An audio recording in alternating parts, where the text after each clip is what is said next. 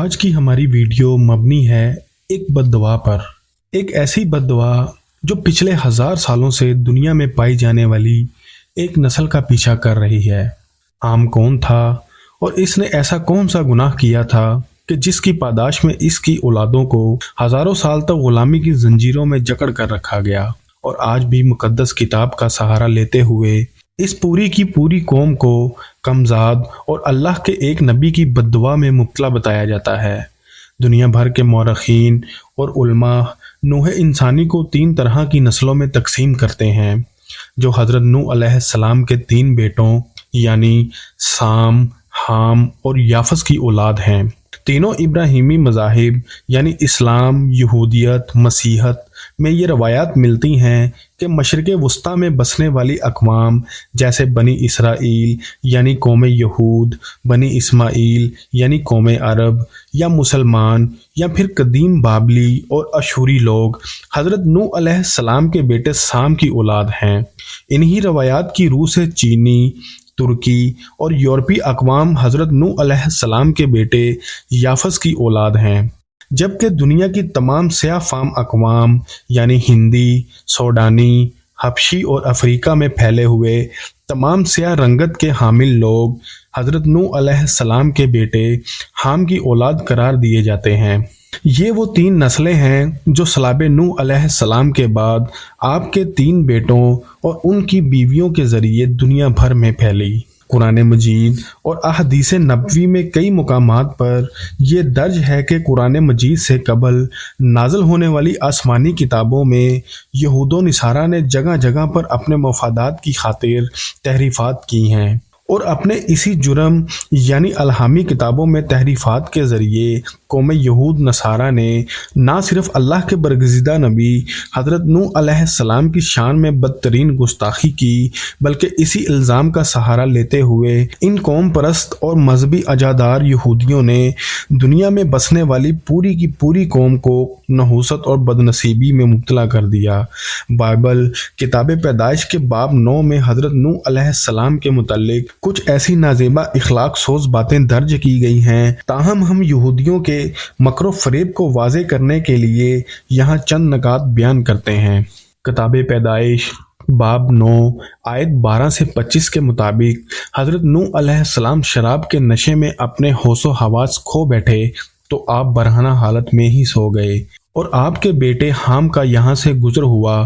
اس نے آپ کے تن کو ڈھانپنے کی بجائے یہ بات اپنے بھائیوں یعنی سام اور یافس کو جا کر بتائی، لہٰذا یہ دونوں آئے اور انہوں نے اپنے باپ یعنی حضرت نوح علیہ السلام سے منہ پھیر کر ان کے تن پر کپڑے ڈالے، نعوذ باللہ۔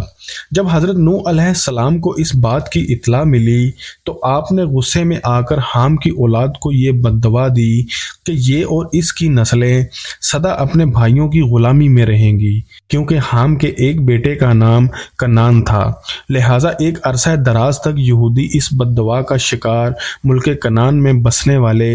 غیر یہودی اقوام کو قرار دیتے رہے۔ تاہم جب وقت بدلا اور سیاہ فام غلاموں کی تجارت نے دنیا میں ایک اہم پیشے کا رخ اختیار کیا تو اہل یہود نے اپنی کتابوں جیسے تالمود میں تحریفات کے ذریعے سیاہ فام قوم کو حضرت حام کی اولاد قرار دیا، اور دنیا بھر میں پھیلے سیاہ فام افراد کو غلامی میں جکڑنے اور ان کے ساتھ انسانیت سوچ سلوک برتنے کو جائز اور خدا کی طرف سے غیر معیوب عمل قرار دیا۔ تالمود میں درج ہے کہ حضرت نوح علیہ السلام کی بددعا کے بعد حام کی رنگت سیاہ ہو گئی تھی اور وہ راندائے درگاہ ہو گئے تھے، جبکہ ان کی اولادوں میں انبیاء کا سلسلہ بھی منقطع کر دیا گیا تھا۔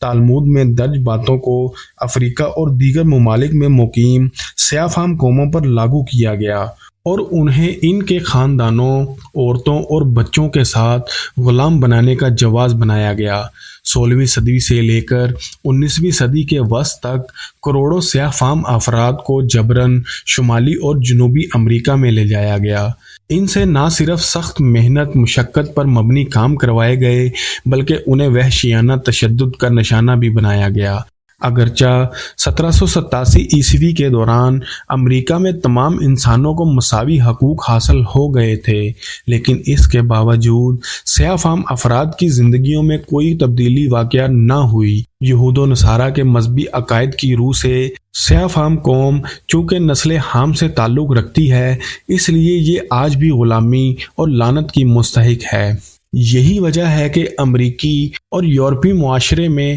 سیاہ فام افراد سے متعلق ایک نفرت اور تعصب پایا جاتا ہے۔ ہم بحیثیت مسلمان قرآن مجید سے قبل رب کائنات کی نازل کردہ آسمانی کتابوں پر یقین رکھتے ہیں، تاہم ہم ان تحریفات کا سراسر انکار کرتے ہیں جو قرآن مجید میں درج احکامات اور احادیث نبوی صلی اللہ علیہ وآلہ وسلم سے انحراف کرتی ہوں۔ قرآن مجید میں اللہ رب العزت نوع انسانی سے کچھ یوں مخاطب ہیں: اے لوگو، ہم نے تم کو ایک ہی مرد عورت سے تخلیق کیا اور تمہاری قومیں اور قبیلے بنا دیے تاکہ تم ایک دوسرے کو پہچان سکو، اور اللہ کے نزدیک سب سے باعزت وہی ہے جو تقوی اختیار کرے، بے شک اللہ ہی علم رکھنے والا اور باخبر ہے۔ سورہ الحجرات آیت نمبر 13۔ پیغمبر آخر الزماں بحث تخلیق کائنات سرور کائنات حضرت محمد صلی اللہ علیہ وآلہ وسلم نے حجت الوداع کے موقع پر فرمایا: